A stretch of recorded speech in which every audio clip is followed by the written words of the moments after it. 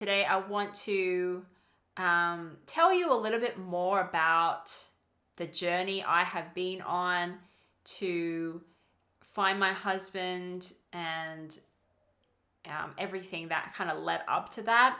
I don't think I've spoken about this in any kind of detail so far. So I wanted to share a bit more about me and what kind of has led me to finding my husband, and then our kind of whirlwind relationship that happened. And my aim is to help some of you out there who are single, dating, and wondering if it's ever going to happen for you, which I completely get, because I was exactly in your shoes a few years back. I was in my 30s. I had been single for 3 years, and I was just baffled how that could still be so. In my 20s, I would just fall into relationships without even thinking about it, and it just came so easily. I went into my 30s thinking that may happen again, probably be the same. And of course, that didn't happen. And yes, I had higher standards, higher criterias, and the pool of men were probably fewer because most of them were already coupled up or married at that point. However, I still felt like there was still a fair number of men I was meeting in the real world and on dating apps that I knew there was still enough single men out there that technically it shouldn't take me very long to find somebody, that I would like. And even though I had high standards and high criteria, I didn't think that was the reason why I was single. And the reason was because I was meeting men that I liked.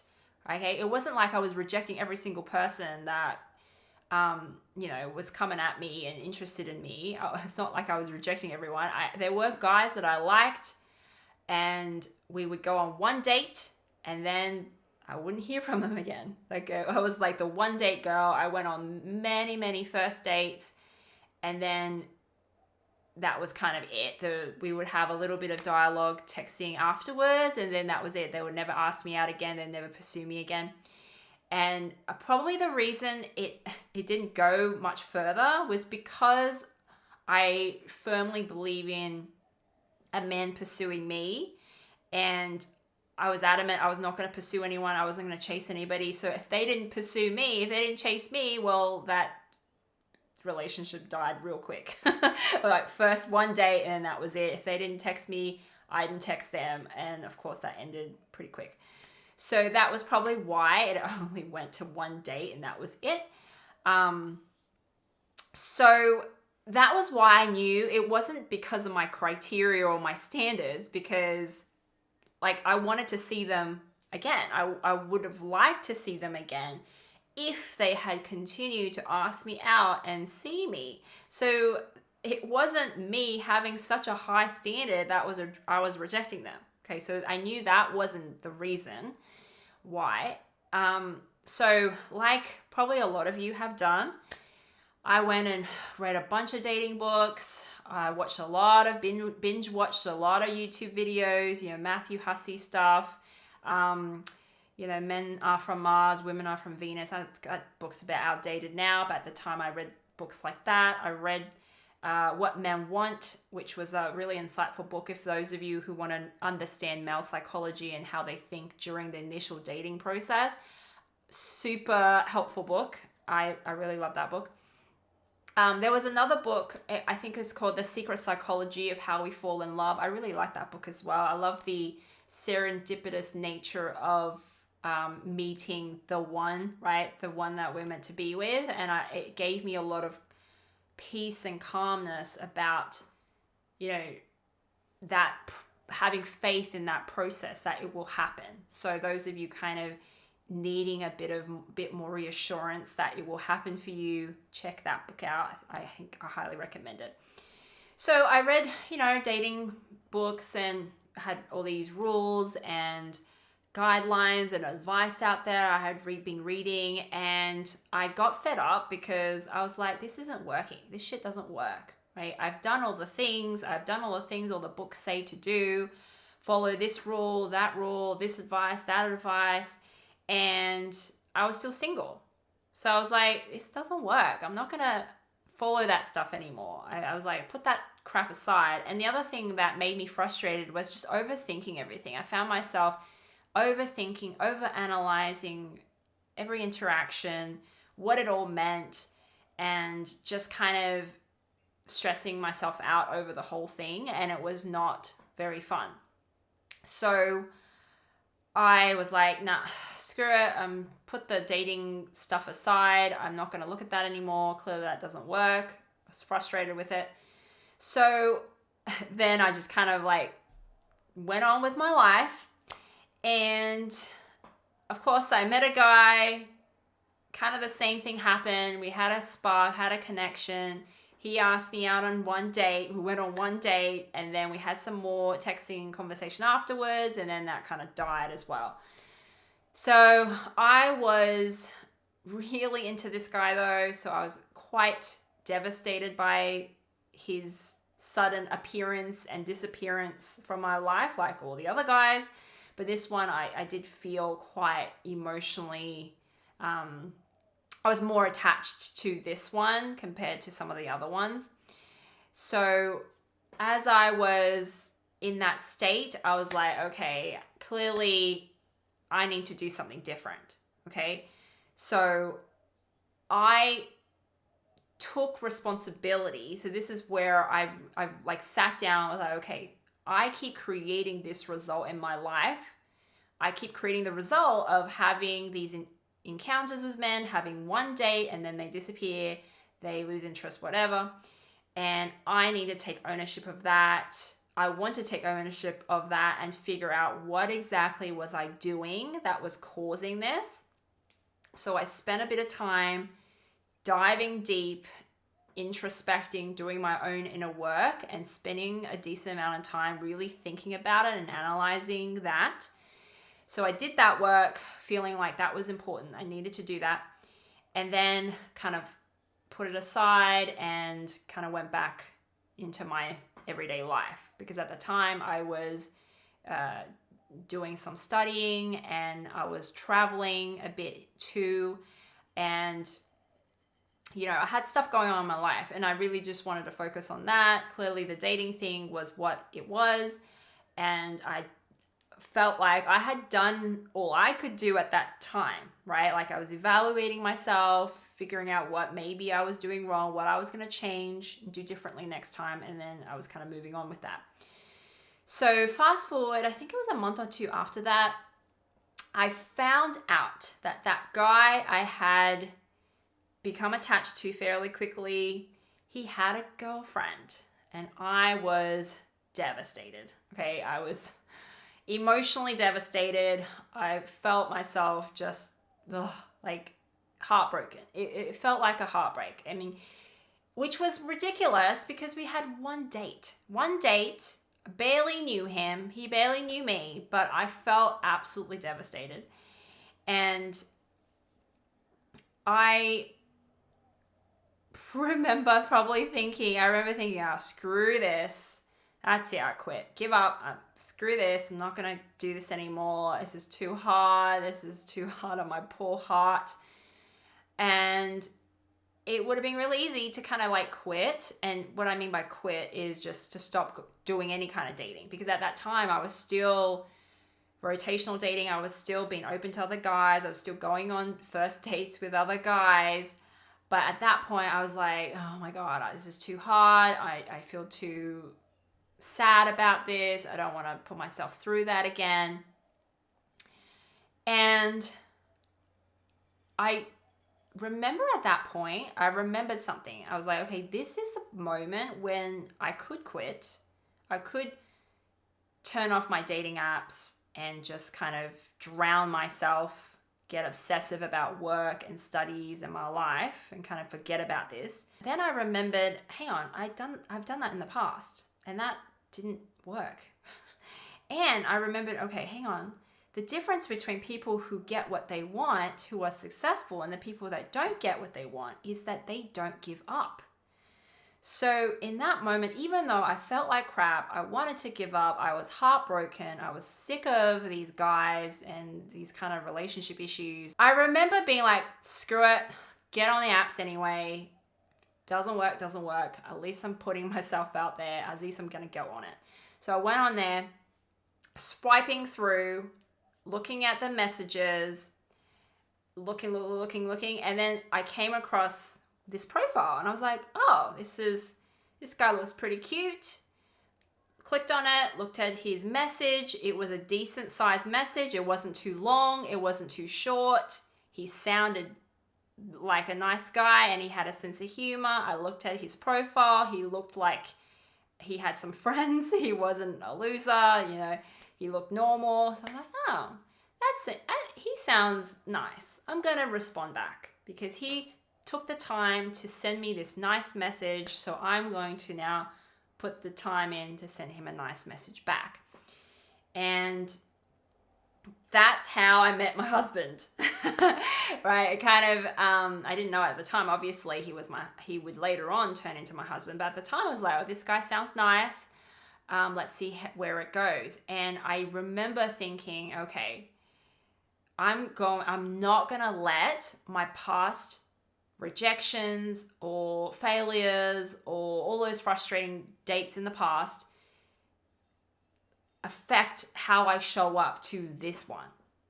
Okay, I knew very clearly I cannot bring all of that past stuff with me into my interactions with this one. I wanted to show up the best way I possibly could. And this was the first time that I ever thought that way, and I was very intentional about showing up deliberately with openness this time, because if I was being honest, with my previous dates that I had been on, my mindset was I had all those dating advice stuff in my head. So I was like, oh, I need to do this, I need to do that. So I better not show too much interest. I better let him chase me and all this kind of stuff, right? So I was actually showing up closed off and like being in my head and thinking I was doing all the right things, right? And looking back, I actually wasn't being myself. I wasn't genuinely being myself. I wasn't opening to these guys. I wasn't revealing anything about myself to these guys. So when after I had that heartbreak and was devastated and all that kind of stuff, I sort of thought, no, I have to do it differently. So with my husband, with this new guy who later on would become my husband, I was like, okay, this time I'm going to show up. I'm going to be open. I'm going to reveal myself. I'm going to be willing to be vulnerable. Not straight away, of course, but I knew in my mind anyway, I was going to do something differently with him. So that I knew very clearly so I remember distinctly that moment when I told myself I was going to do it differently. I was going to forget the advice and strategies and all that stuff streaming in my head, and I'm just going to show up as myself and simply be in my feminine energy, be open to receive him, to put effort in my feminine energy.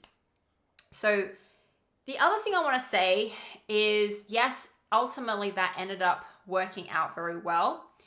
But the other thing I want to mention that is why that interaction with my husband was different to the other men was I also went into it with the slow and steady mindset. Okay, I thought, okay, this time when I'm talking to this guy, I'm not going to have any expectations that he needs to ask me out and show X amount of interest or do certain things because I thought that was what your men are meant to do.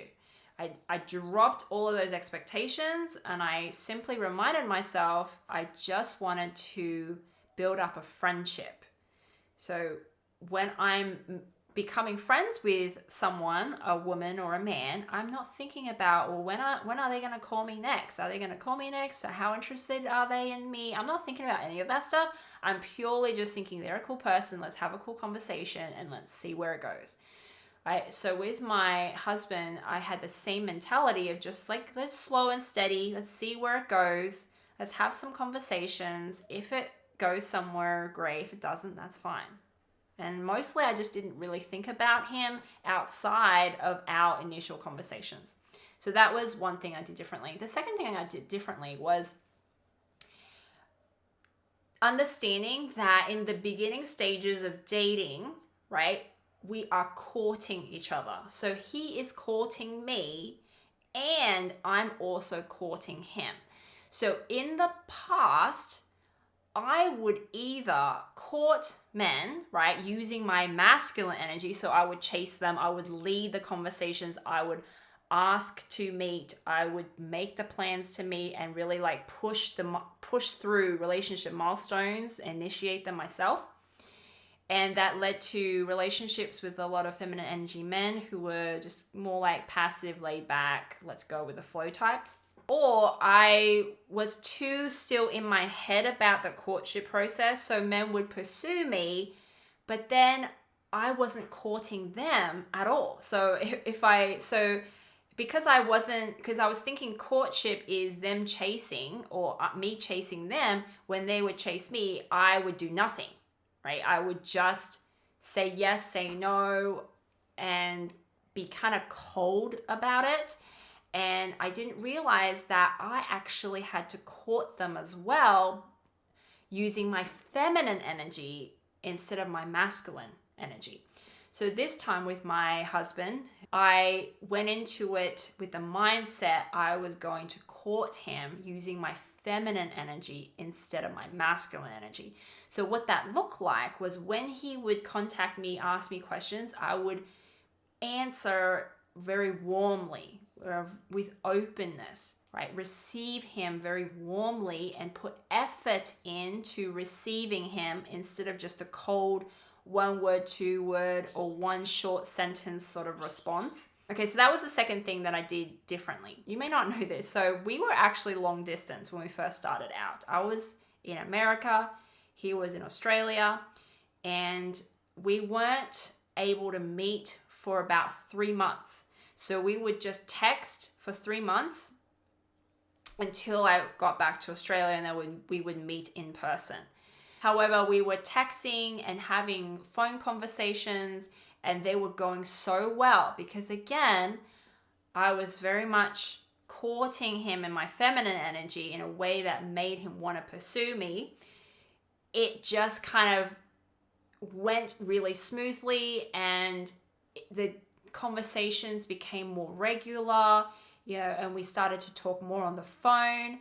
And towards the end, before I went back to Australia, we were we were already exclusive.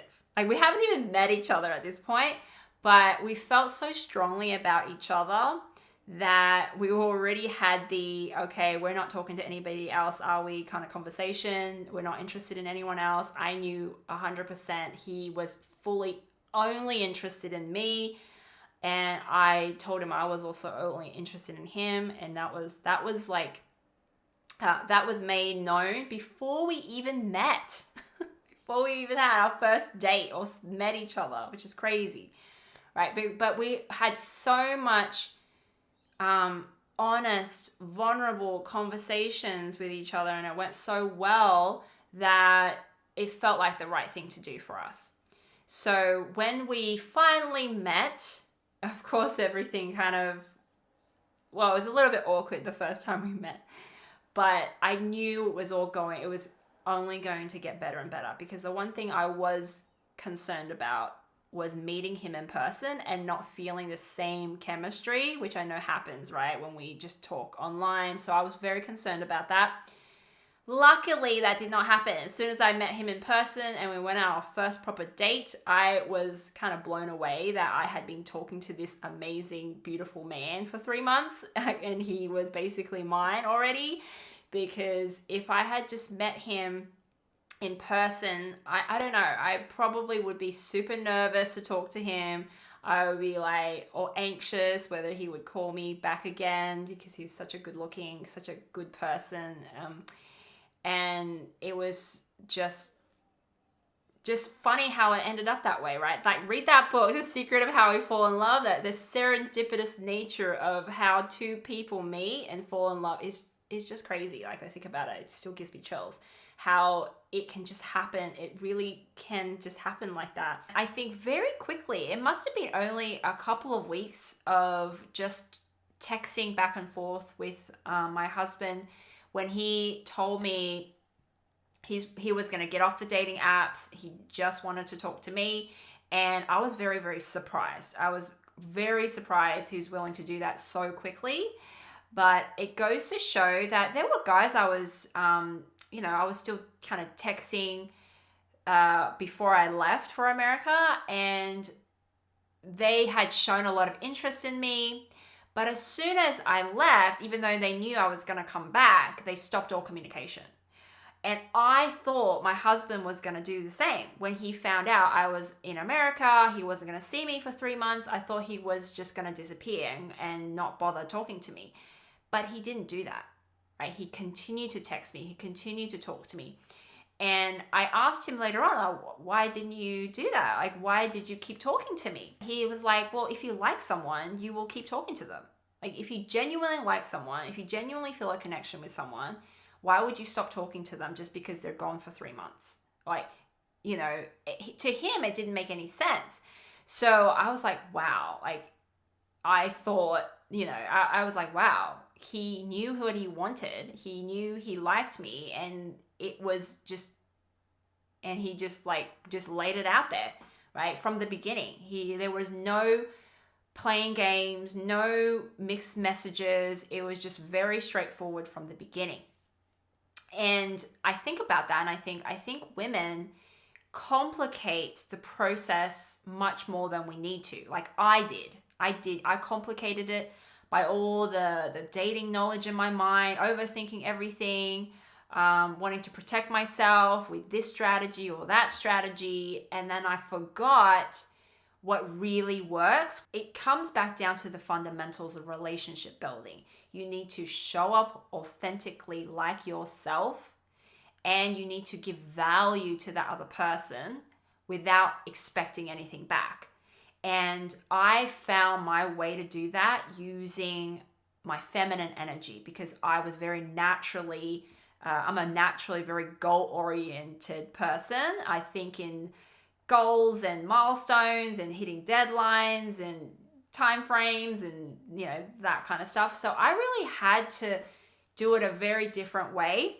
And that is the message that I want to give women, and why I wanted to start this channel, because some of these things are counterintuitive. They're counterintuitive to successful career-oriented, goal-oriented women, because we just think, well, the goal-oriented stuff has worked so well for me in every other area of my life. Why can't it work for me in my relationships? But it doesn't work the same. That's why I wanted to help women understand the feminine energy, understand there's a different way to provide value to men that is way more effective in building romantic relationships, and that is using your feminine energy, courting him using your feminine energy. All right, so that's all from me this week. And next week, I'm going to talk about how to activate your feminine energy to attract masculine men. So stay tuned for next week's video. And if you like this kind of content, these kind of videos, please like me, make a comment below, and subscribe to my channel. And I will talk to you real soon.